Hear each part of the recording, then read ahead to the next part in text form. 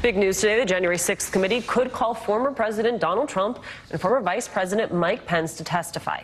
In an interview with the Wall Street Journal, Republican Congressman Adam Kinzinger said the committee could request a written interview with Pence, could also consider issuing a subpoena to compel his testimony. Kinzinger told the Journal that the panel is also considering asking the ex-president to appear.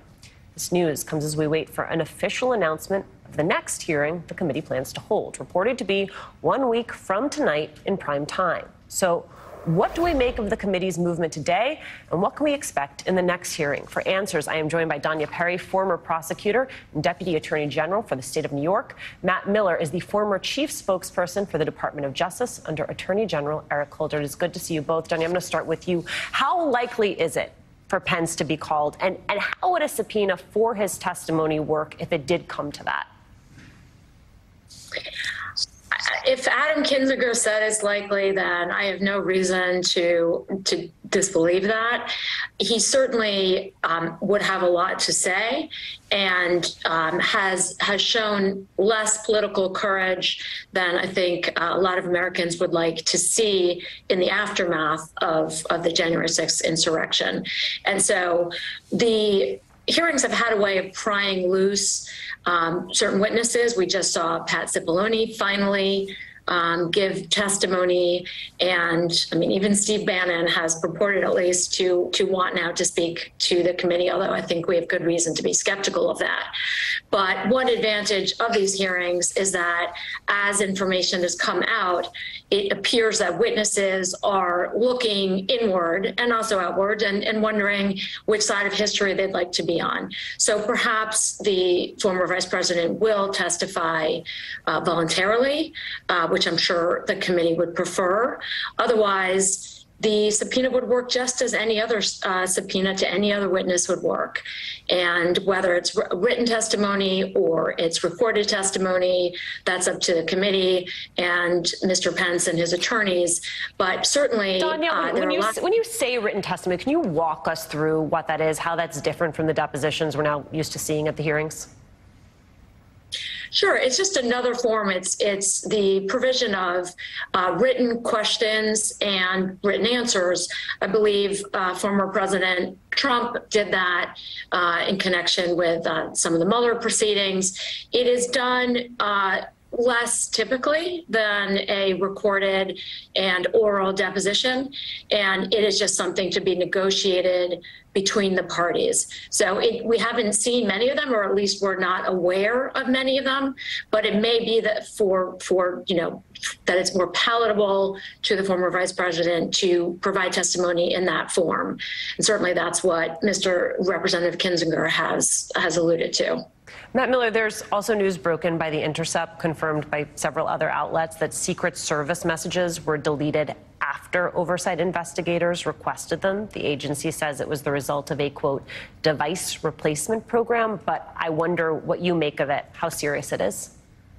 It's very serious. It's obviously completely indefensible by the Secret Service. I mean, remember that the Secret Service, in addition to protecting the president and other dignitaries, is also a law enforcement agency that conducts investigations and demands that subjects under investigation turn over emails and other documents. So if there's anyone you ought to expect to honor a document preservation request, it is a law enforcement agency. Now, we don't know whether it was a deliberate action or whether it was accidental, whether it was part of some, plan to migrate devices, as the service appears to be saying.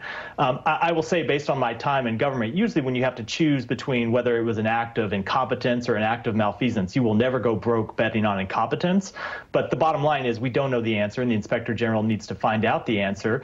And whichever it is, as I said at the outset, it is completely indefensible. The Secret Service was put on notice that the committee was investigating and wanted access to these records, and they should have preserved them. And I think it's the latest in a series of actions from an agency that just shows that despite all the men and women there who do really brave and incredible work, it's an agency with a deeply flawed culture at this point. Yeah, Danya, talk to me about the agency. What does this story tell you?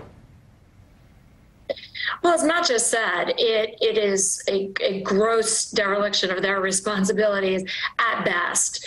They were under an obligation to maintain those records, and clearly they did not. So, yes, as Matt just said, it could be coincidence. It could also be coincidence that both Jim Comey and his top deputies' records were chosen for audit by the IRS, but there is a broader pattern here, particularly within the Secret Service, as Matt also just said, that is, as Representative Raskin said, quite chilling. Those words that Vice President Pence spoke, "I will not get into that car," I'm paraphrasing a bit, because he was concerned that the Secret Service would whisk him off and not allow him to perform his duties as counting the electoral votes, is deeply disturbing. It does point to a very troubling pattern within the agency at a minimum.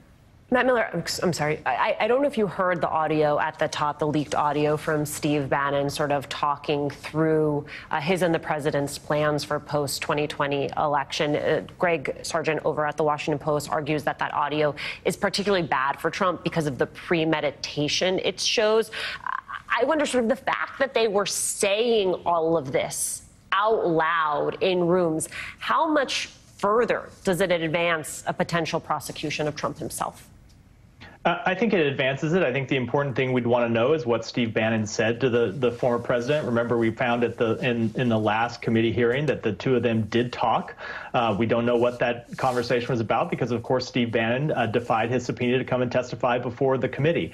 And I will say one of the things that I think ought to happen going forward after Steve Bannon's trial ends, if he is convicted, as I suspect he will, you know, his lawyer in court say he doesn't have really any defense available to him.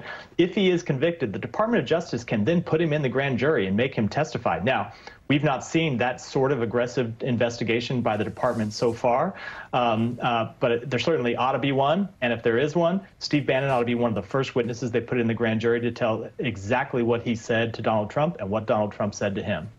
Danya Perry, Matt Miller, thank you both.